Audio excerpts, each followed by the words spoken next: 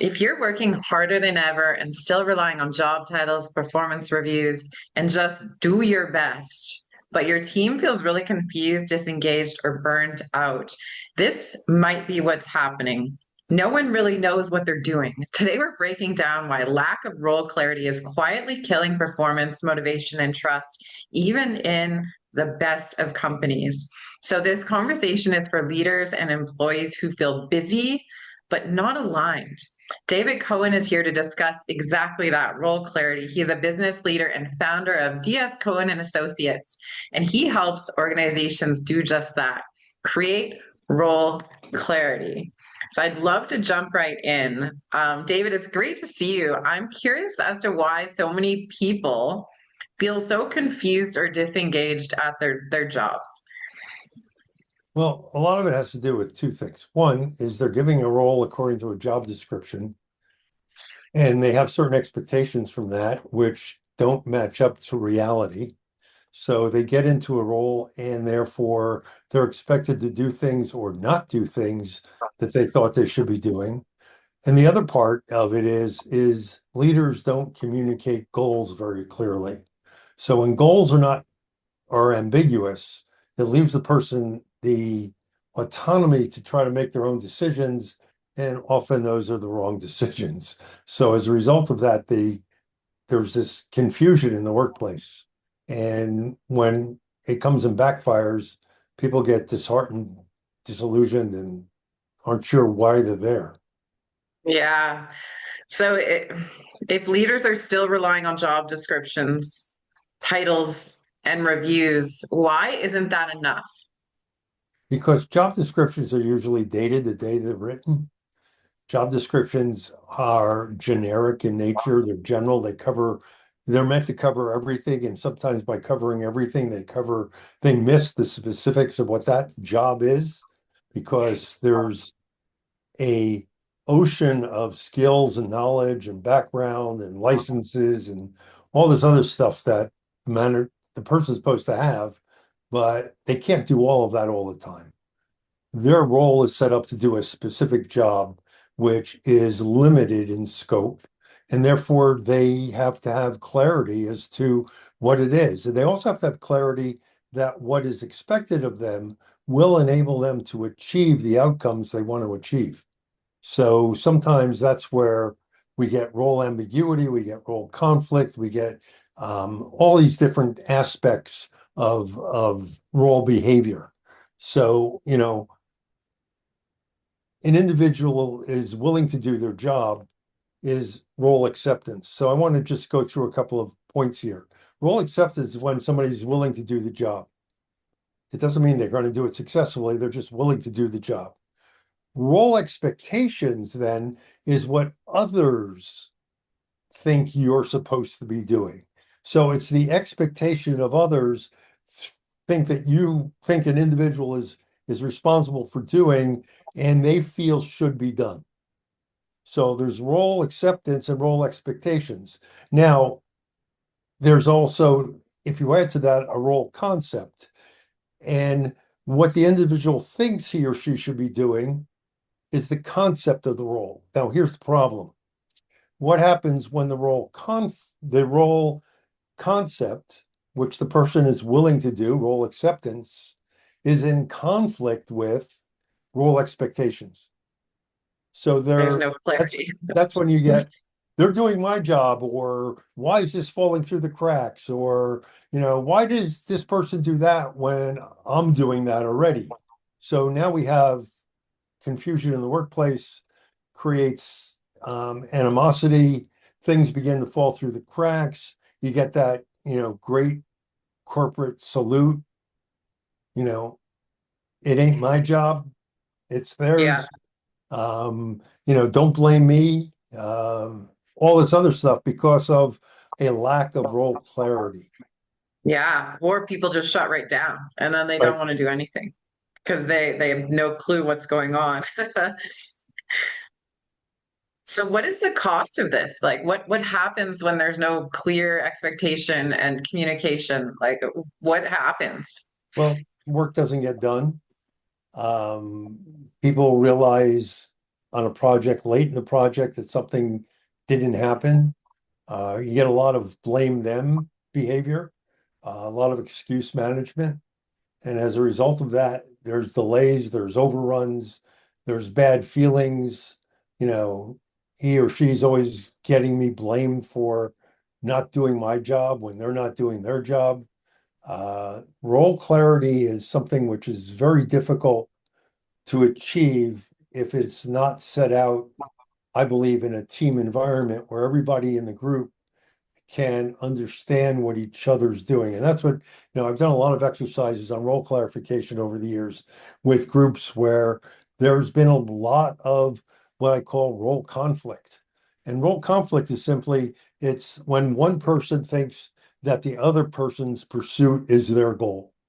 So role conflict is you're doing the job that I'm supposed to be doing. You're achieving the outcomes that I'm supposed to be working on. Now we have role conflict, and one person, therefore, is seen as obstructing the other person. They're preventing me from doing my job successfully. And that's when, the stuff we're talking about is beginning to fall through the cracks. And the other part is when there's role ambiguity. So, role conflict is when two people think they have the same goals and objectives. And role ambiguity is when, due to a lack of clarity by the manager or the organization, or due to a lack of clear responsibilities, uh, two people think they're doing the same thing, or individuals may exhibit role ambiguity because they're less capable of doing the job that they were asked to do. So they were hired for the job. They're not capable of doing the job. It's not clear what they're supposed to be doing. And now they have role ambiguity. Why am I doing this? Why am I in this role? So there's role conflict, there's role ambiguity, and role efficacy really only happens when the perception that one has of their capability and the experiences they have make them successful in the role. So role efficacy is when there's alignment with understanding my goals, how they fit into the team's goals. I have the capability to do the job. I'm willing to do the job, and therefore I'm going to do it successfully. So there's all these different aspects of role responsibility. And only then, when those are clear, people can get along in the team. Because to me, teamwork is defined simply as the integration of roles, goals, and responsibilities. When roles are not clearly integrated and you wind up with either role conflict or role ambiguity, you or role expectations are not clear because everybody thinks somebody else is supposed to do something, then you have a team that's not going to be effective. So one of the first things people need to do when they're building a team, and that's, it's when they're forming, is they need to really take the time to address role clarity. And by Hmm. addressing role clarity, people have the art, have the ability to negotiate.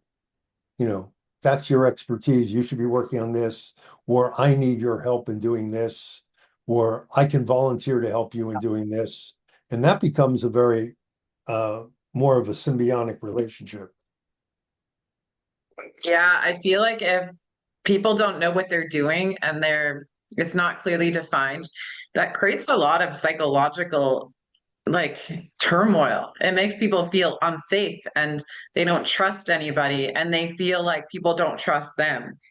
Because I Yeah, know in the past when I had a role that wasn't clearly defined, and I saw someone else doing my role, it made me feel like the leader didn't have the trust and faith that I would do it properly. That's why the other person was doing it. But the problem was no one knew what was going on. So no one had the clarity, but it created such like a psychological turmoil in my brain. I just felt so unsafe and it was like my body couldn't relax. yeah. There's a concept that when this happens and one person in the group is the outlier and you have groupthink in the role that they're supposed to do it, then there becomes even greater pressure in the group that this person who didn't think it was their responsibility, everybody else does, Groupthink now comes in play and makes that person even more of an outsider, more uncertain of what they're supposed to do. So yeah, you need to be able to have that role clarity so you feel that you're making a contribution. Because one thing that's going to, make sure that somebody is having a good employee experience, a good employee experience is only when they feel they're making a contribution that's meaningful to the work that they're doing and get recognized and acknowledged for that. That's going to lead to a good experience. And Hmm. SHRM just came out with its 2006 workforce report, where it says that the key issue for the coming year is going to be ensure that employees have a good workforce experience. That good Mm. workforce experience goes along with a number of things, that they're aligned with the values of the organization. They believe that the organization and their contribution is meaningful. But in order to achieve that, they have to have role clarity that the work they're doing is meaningful. And if, in fact, the workforce experience is successful, is positive, then it's a no-brainer. Workforce, employee engagement falls in place, because no matter what you do with employees, if the experience is negative, all of those foosball tables and basketball courts and parties and all that becomes meaningless, because they're not feeling good about themselves at work. So it's workforce experience will lead to workforce engagement, but without a positive workforce experience, engagement is the golden ring on the merry-go-round that people just keep missing. Yeah, for sure. So, how detailed does a role need to be? Like, how do you begin to define a role? Well, there's task specifics, there's reward systems that go along with it, there's all sorts of things that go into it, but it's really an easy exercise. So let me give away sort of the goal, what I consider the four questions that everybody in the group has to answer. According to the job description, according to what my boss has told me, what are the role expectations that I have?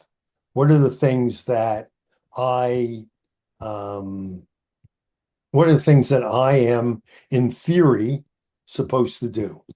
And Mm, therefore, I need to be able to read those out. I mean, I know that these are the things that the job description my boss said that I have to do. So I am able to do those fairly clearly. And it's not a problem if, in fact, everything is clear.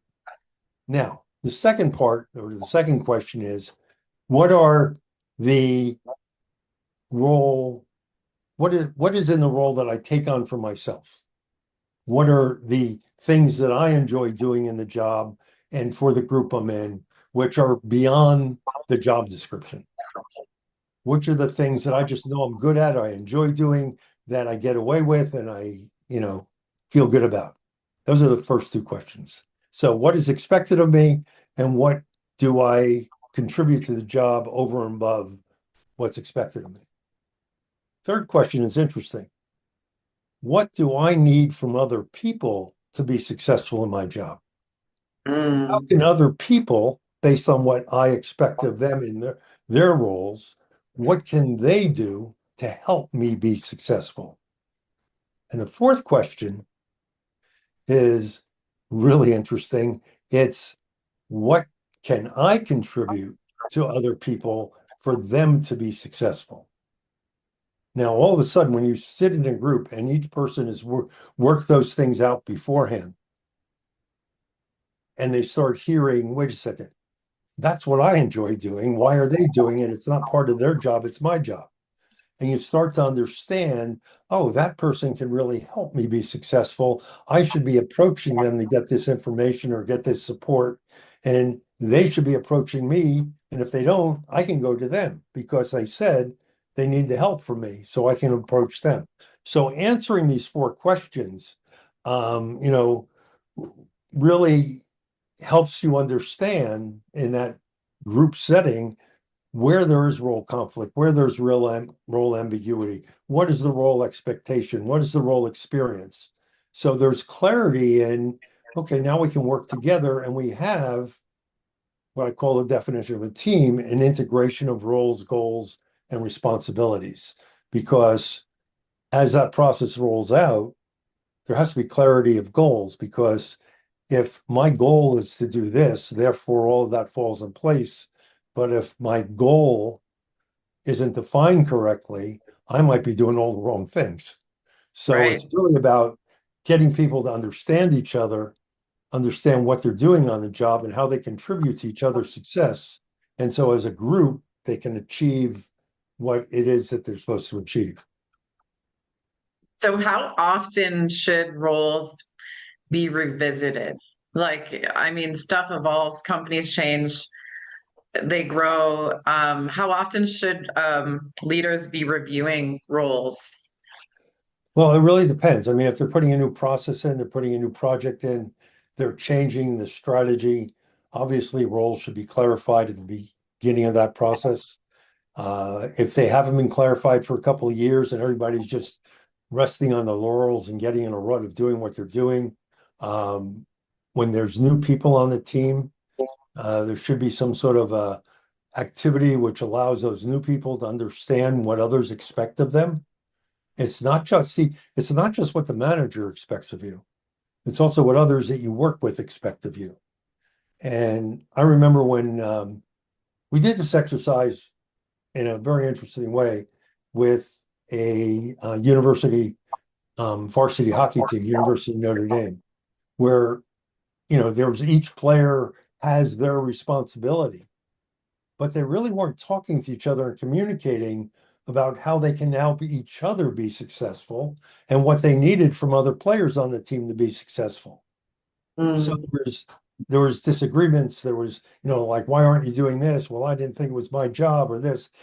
When they finally got that clarified, they were able to accomplish a season that took them to, the NCAA championship round. So, and that was the first time in the school's history that they got that far. So, wow. role clarification and how one's behaviors interact in that job really help each other understand how can they contribute to each other's success. It's Mm, nobody works as an island unto themselves. yeah. One thing that comes to mind is how do you create clarity without micromanaging? Because that was one thing that I remember back in the day, like my leader was such a micromanager, and that drove me away. So as nobody wants someone over their shoulder. Um, yeah, it's if you set this out correctly at the beginning of the process, therefore, in order for this to work, your expectations, your goals have to be clear. And Hmm. once everybody agrees on how they can help each other and others can help them be successful, that's when the manager should just back off and go off and be doing something else to help the team grow and get more activities, get involved in other things. When we talk about the four stages of team development, forming, storming, norming, and performing, there's really a fifth stage, which is the team disintegrates, or so the team doesn't have to disintegrate. That manager should be leaving that team alone because they're performing and going off and finding other things. That's when the team leader has the freedom to become strategic. But Right. a lot of people just, and that's part of role conflict and role ambiguity, because a lot of managers who got really happy doing the job they did get promoted and don't want to give up their job, and it's no Right. longer their job.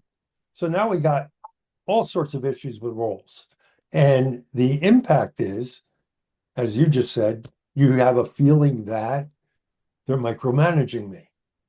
They feel they're just enjoying doing their job, or Right. they give you the feeling that I'm not qualified, I'm not good enough, they're stepping on my toes, and I don't have the freedom to do my job. And so managers have to be really careful about that. And that's why a role clarification exercise like this will really help people understand as the manager, now your team knows what they need to do.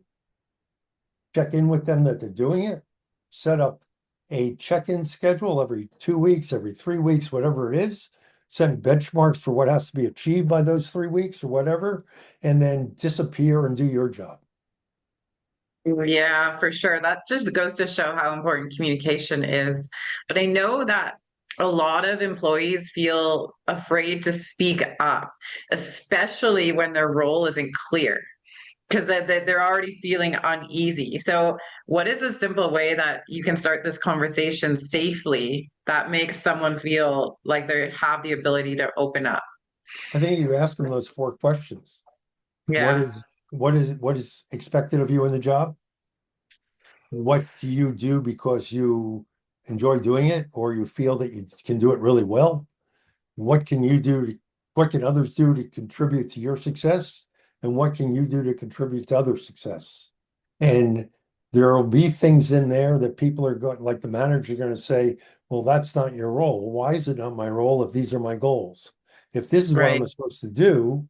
So by giving them that platform, you give them the ability to speak, not because they have a concern or a complaint, but because you ask them for specific information, they're sharing. And as long as you don't react inappropriately and belittle their answer, you've opened up communications and it can be clarified in 4 months. Have we got this right?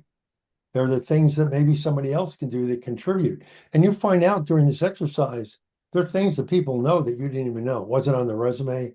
They didn't, for whatever reason, they didn't um, ever say they can do something. And all of a sudden they say, oh, if somebody needs this, I can do that. I've done that before. I'm interested or I'm studying that now. And you can open up communications. But if the manager's going to micromanage and tell everybody what to do, there's going to be all sorts of role issues. Mm. Should someone be dabbling in someone else's role if it's necessary, or should roles be clearly defined and like say I knew that I had the time to help this other person out, but it wasn't my role in general terms. Should I be doing it or should I keep it like so that that's that person's role and my role is my role? It Should really they depends. ever lead together? Yeah, I'm it like depends on team the together. depends on the culture of the company, but Mm, always ask permission. Don't ask forgiveness in that case. Because if you ask permission, like, I see that you're overwhelmed, or I see that, you keep reviewing this. I've got some free time. I want to help you out. Is that okay? Do you need help? Can I show you maybe a shortcut? Whatever, but ask permission first. And if you're doing yeah. role clarity, those questions of what can I do to help other people and what can other people do to help me? One of the things that I might say is, well, other people can help me if they see me struggling, is to ask me if I need any help.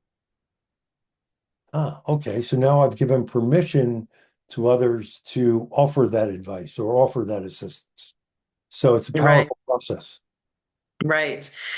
Um, and then is it up to the leader to communicate that to the team that this has been arranged? Like, because I know that if I saw someone stepping outside their role and I didn't understand why, then it would confuse me as an employee. Well, no, that has to be clarified in the role clarification exercise. People expect that to happen if, in fact, that's part of the agreement. If Right, part of the agreement is nobody talks, once this is done, don't interfere with other people's roles, then yeah, you're not going to step outside your role to help somebody. Again, it goes right, back to the culture and the nature of the work, the nature of the organization's values. right, right. Yeah, I mean, it makes sense. It comes down to just clear communication.